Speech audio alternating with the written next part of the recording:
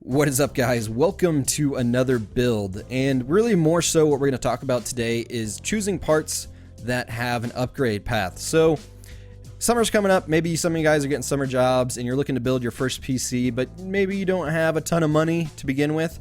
So as you can see, this is a fairly budget PC. It's a really nice computer, but it might not have all the bells and whistles that like a really nice gaming rig might have. So you can see from the parts list, we have an i3. We only have one stick of 8 gigabytes. We don't have an SSD, and we are using a 750 Ti.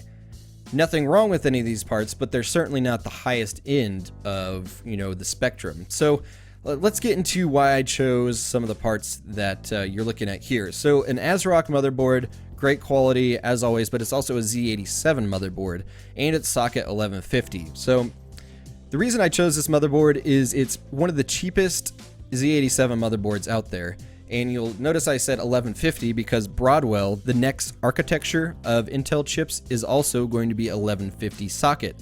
That means you're going to be able to buy maybe like an i7 Broadwell chip in the future, and it will still fit in this motherboard. So say 2 or 3 years down the line, you're like, man, this i3 really isn't keeping up anymore. I want to buy an i7, boom, just buy the chip, plop it in this motherboard, and you're good to go. So that's the kind of stuff I'm going to be kind of talking about today, is planning for the future and buying parts that you can upgrade. The next thing you'll notice is I only went with one stick of 8 gigabyte RAM.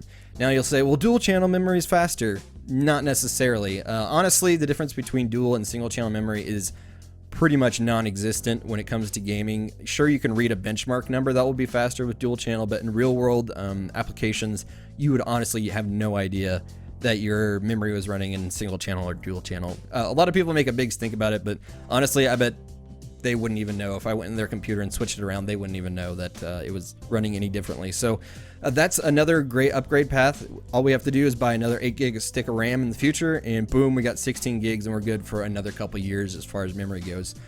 The next thing is the Seagate Barracuda. If you do have an extra 60 bucks, maybe go with an SSD, but that's $60 we're taking away from the graphics card here. So you gotta kind of keep things in balance. Do I really need this SSD, or would I rather have more graphics card horsepower? And I think most people would rather have the graphics horsepower rather than their games loading faster. It's just one of those things you have to make a compromise on, but I think that's where I would put my money personally. So 1 terabyte Seagate Barracuda, solid drive, 50 bucks. Not gonna beat that deal pretty much no matter what, unless you just happen to have an old hard drive lying around. Now, obviously, it's going to be a little more complicated to add an SSD in the future. I mean, if you know your way around computers, it's really simple. But, if this is your first computer build and you're not really comfortable with, moving stuff around in Windows and whatnot, it might be a little more complicated. But again, there's tons of guides online that will walk you through how to do it. But technically, it would be easier to start with an SSD, but don't feel like you have to. So if you want to save that 60 bucks and put it towards a graphics card, let's do that. Now I'm going to skip over the graphics card right now and go to the next component. So the case, I see a lot of people make this mistake. They want this big fancy case for their first PC and they blow like 120 bucks on it, and you're just like, you could add so many cool components if you didn't spend so much on a case. So that's why I say the NCXT Source 210 all day. I own this case. It's really easy to build in. It's super solid for the money. You can honestly look all over PC Part Picker, and it's really hard to find a better deal. Like if you go filter by price, a lot of these cheaper cases, really don't look that nice. Like they look like kind of crappy spaceships, and the cable management, there's no cable management holes in this case whatsoever. You can see all the way around. You're going to have an ugly mess in there. And to me, it's not worth it. And this is a $25 case, or we could spend $6 extra and our $7 to $8 more and get a really nice NZXT Source 210 case that has all the cable management, tons of room for adding extra hard drives, and it'll have plenty of room for any future expansions. Now, on the power supply, this might be, you might be looking at the estimated wattage up here and you're like, man, that is way overkill. Yes and no. So right off the bat, yes, absolutely, it is overkill. But think in the future, if we add an i7 and then maybe a GTX 880, and we add another hard drive and some more fans and maybe a water cooling loop, that 600 watts is going to get eaten up really quickly. And with a solid power supply like Corsair, like I've had the same power supply. It's a PC Power and Cooling. It's another really good power supply brand. I've had that power supply through 3 builds now, and it is still rock solid. So I spent my money when I first built my computer. That was like a $150 power supply, but I honestly haven't upgraded in years. So that's why I'm saying spend your money first right off the bat, get a nice power supply that has the wattage that the future may call for. So when I first built my system, it had an i5 and a 6870.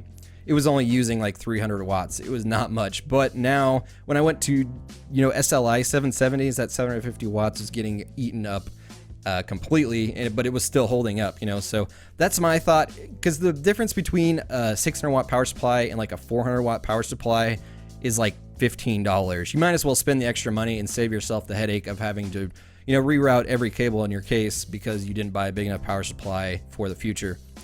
Now, let's jump back to the graphics card. This is where you are really going to have to decide for yourself, because budget really is the biggest factor here.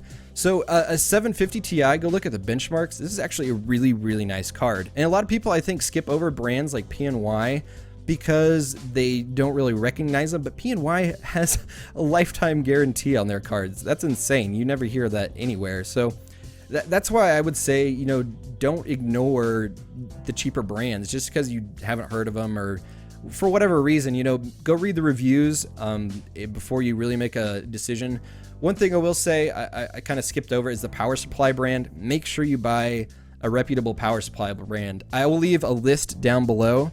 It's called the PSU tiers, and it'll go through what power supplies you should be buying and what ones you should not. What ones have greater failure rates and what ones are actually like tier 1, and what companies build, because a lot of companies they'll buy parts from another company and just slap their name on it. So there's a lot of really good power supply companies out there that you might not have heard of, but there's a lot of really bad ones out there that you may have heard of and maybe bought. So that's one heads up. Again, check that list down below for good power supply brands, because that will save you in the future as well.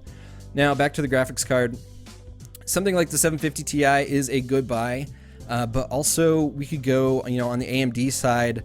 I like to kind of just compare like 2 brands like this, and I'll filter them by price and then go down. Honestly, I would not bother with a 1 GB card nowadays. I believe there's a way you can change that now. Okay, VRAM here.